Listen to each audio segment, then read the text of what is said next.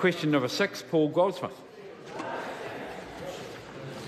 Thank you, Mr Speaker. My question is to the Minister for Regional Economic Development. Is he concerned about the effect of government policies on regional property development? The Honourable Shane Jones. Mr Speaker, the policies of the government are varied and wide. Insofar as property development is rolling out throughout the provinces of New Zealand, my colleagues have a host of priorities to address housing woes of a community nature, of a home ownership nature, and I'm looking forward to the Minister leading a body of work to protect the rights of renters in provincial New Zealand. Supplementary. When exactly did he meet with John Darby and Rick Kane to discuss their concerns about the effect of the Overseas Investment Amendment Bill on the TRI development, bearing in mind that Russell Kemp passed away on the 11th of January? Mr Speaker, the effect on the Te Arai development can be traced back to the excessive zeal that people chose the fortunes of an indigestible bird over the rights of Indigenous people.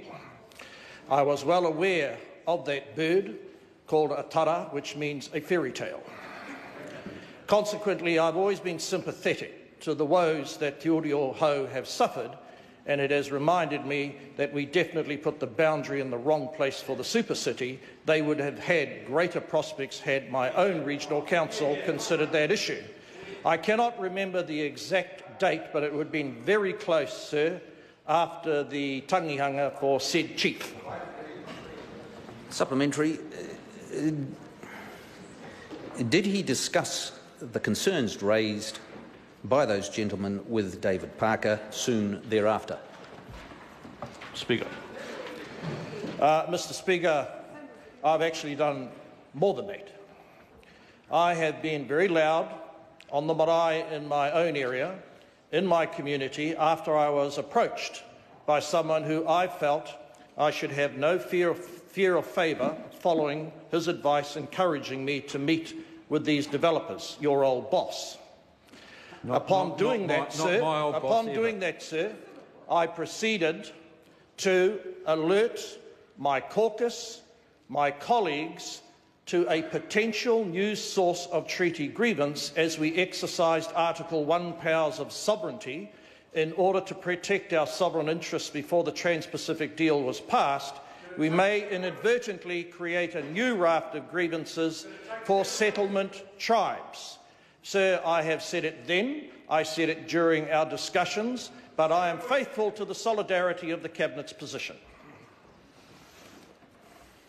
So, supplementary, I'm still trying to get an answer to the primary question, which is when he made those representations to David Parker.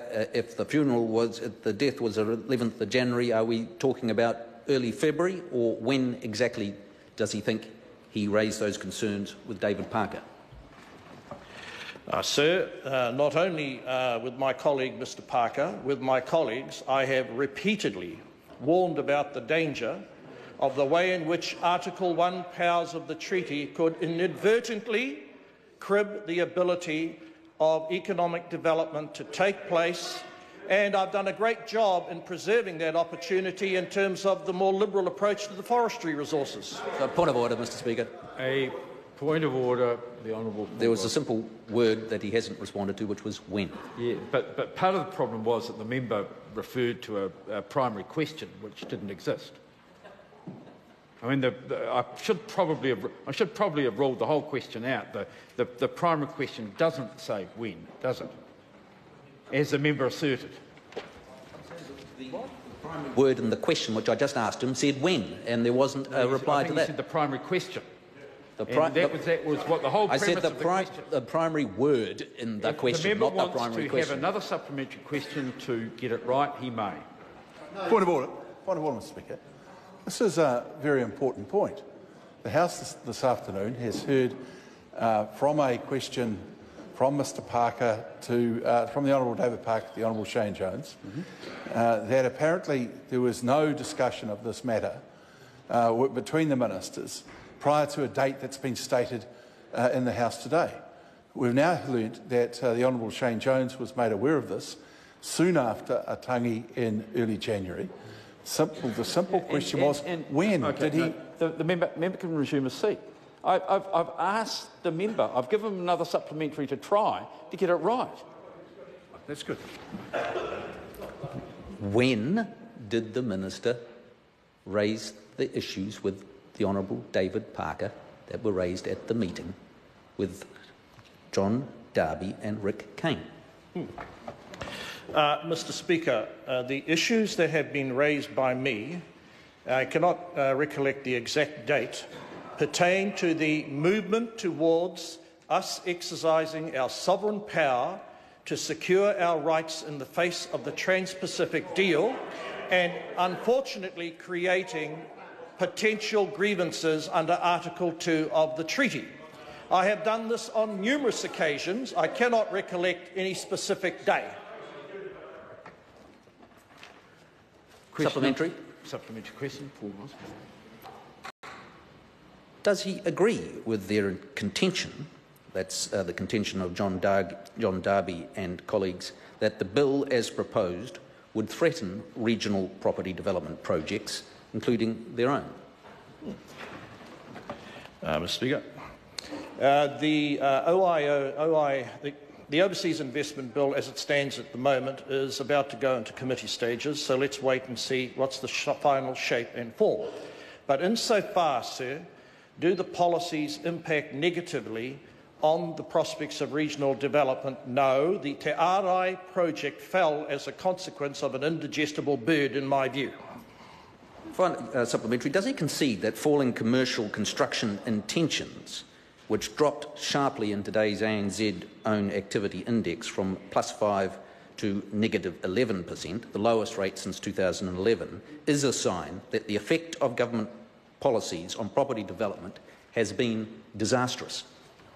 Oh. I mean, I'll let the minister answer, but it's getting a very long way away from his portfolio. But I think it's fair to say that the minister himself has been stretched fairly broadly, both inside and outside the House. The Honourable Shane Jones.